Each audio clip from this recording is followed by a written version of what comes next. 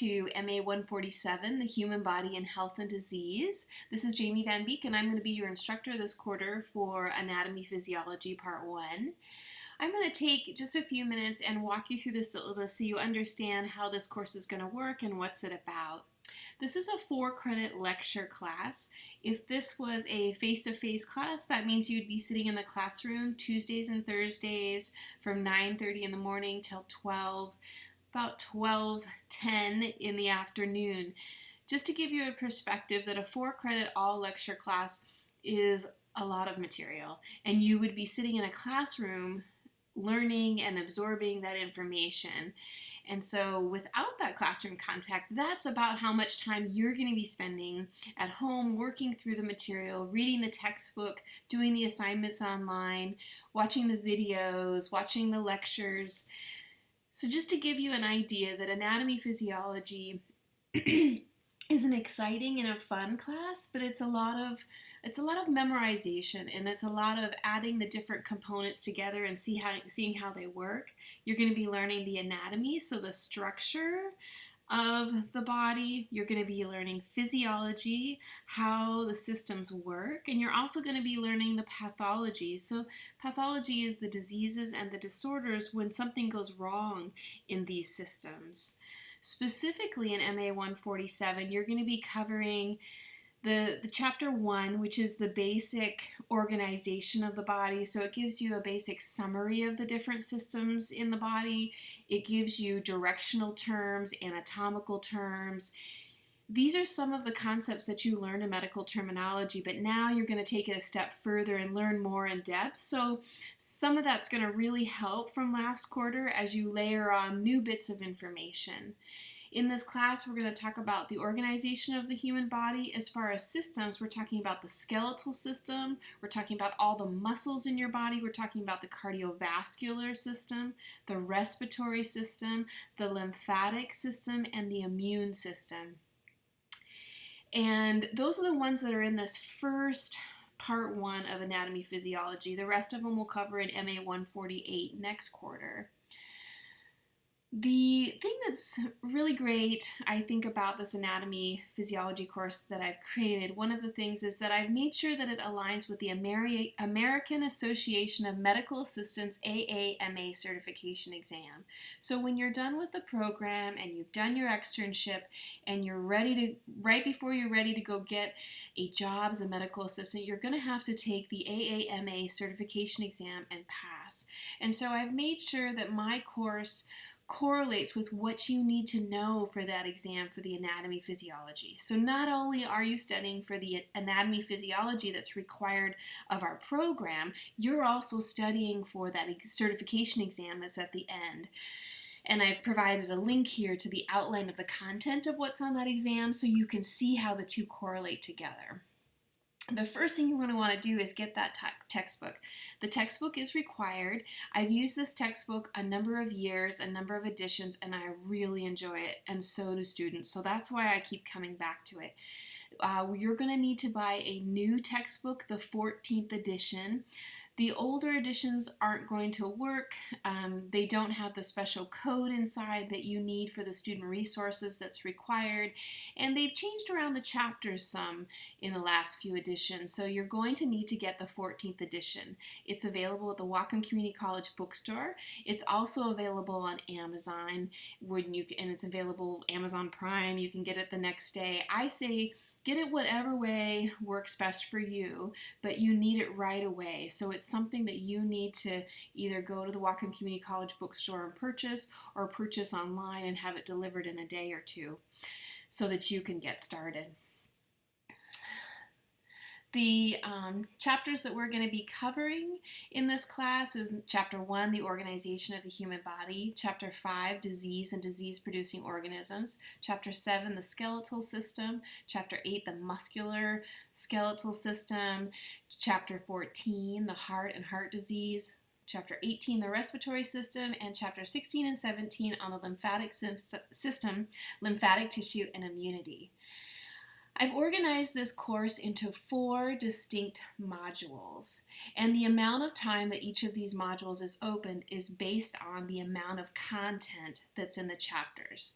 Basically, each model contains 2 chapters, and I've grouped together chapters that go well together. In all my years of teaching A&P, I find that there are some systems that work really well together for students for learning. For instance, the skeletal system and the muscles work really well together because you learn the bones and then you learn the muscles that's on top of those bones, how they connect, and the action that they do in the body. So those systems go really well together. The heart disease, and the respiratory system, those go very well together, those 2 chapters.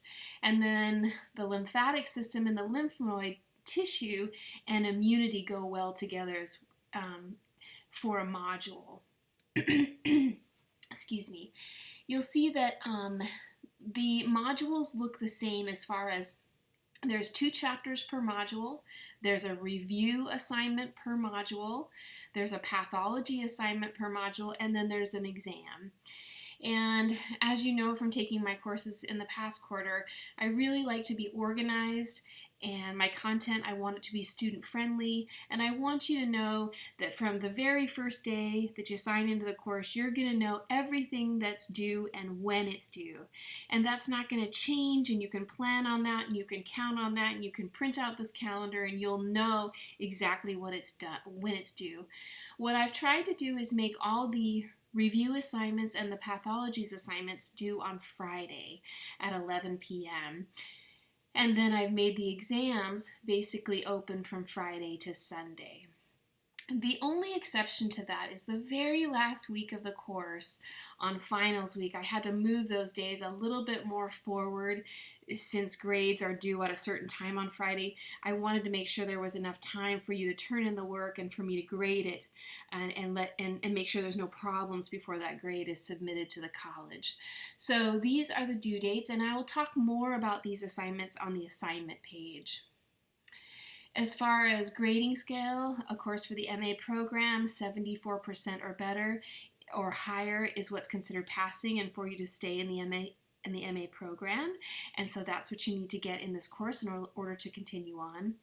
As far as points, we are looking at 4 review assignments of 100 points total for those, 4 pathology assignments, which is 40 points total for those, 4 exams, they're each worth 100 points each, and they're 400 points. So a total of 540 points for this course. Let me go ahead and take you now to the modules so you can see how they're set up. Every module will be set up the exact same way so that you know what to expect, you know what's in there, and how to work through the material. This first part up here, I've given you some study tips. If you have never taken an anatomy physiology class, there's some really helpful study tips that I've put here that I have kind of collected over the years from students that are really helpful in how to memorize, understand, and learn and apply the concepts in anatomy physiology course. So I encourage you to read that.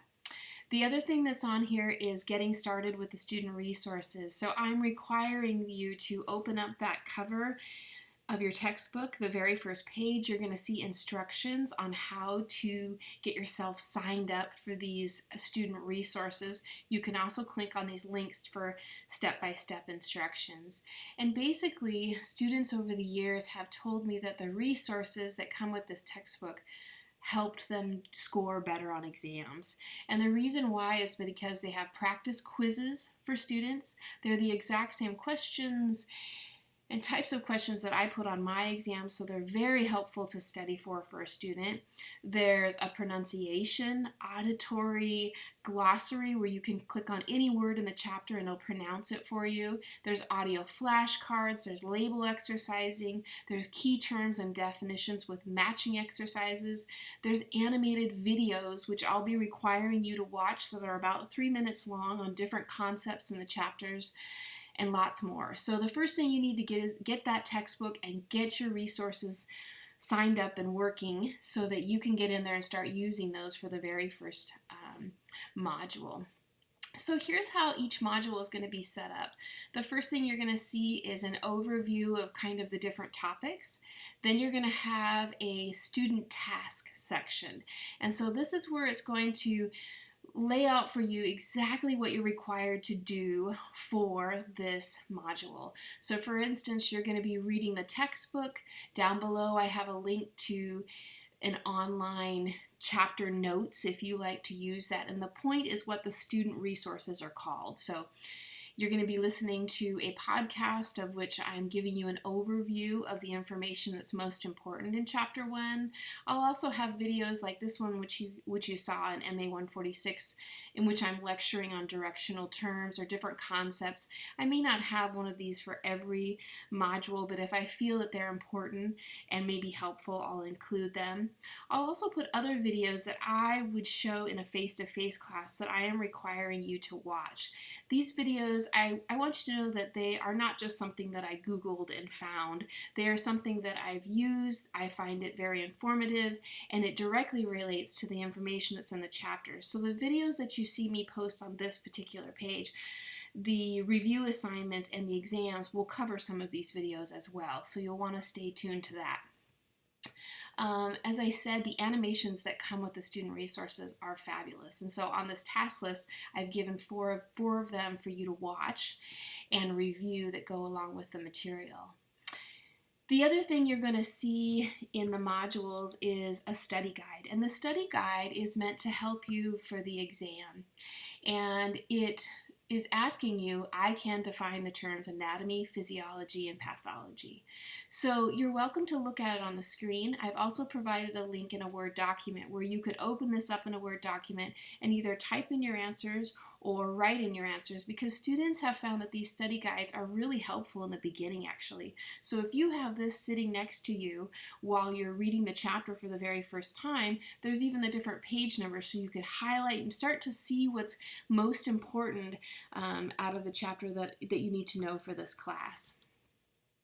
I'll always include a PowerPoint presentation for each chapter. Some students really like PowerPoints because they like the information, and you can print these out as a note section, or some people really find these helpful. So I'll always include a PowerPoint for each of the chapters, as well as there is a review assignment for each module, and there's also a pathology assignment for each module, and I'll explain more about these in a separate video. And then as well, there'll be an exam, and the exam will cover the 2 chapters that are in each module. These exams will be taken online. They will be worth 100 points each.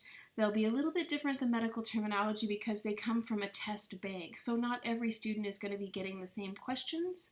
They'll be scrambled in different formats, but it's the same content. And I'll be explaining more about those as we get closer.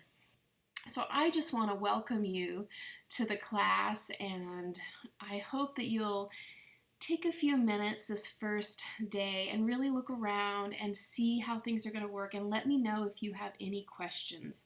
I'm here to help you on this journey of learning anatomy and physiology, and I'm very excited to be your teacher.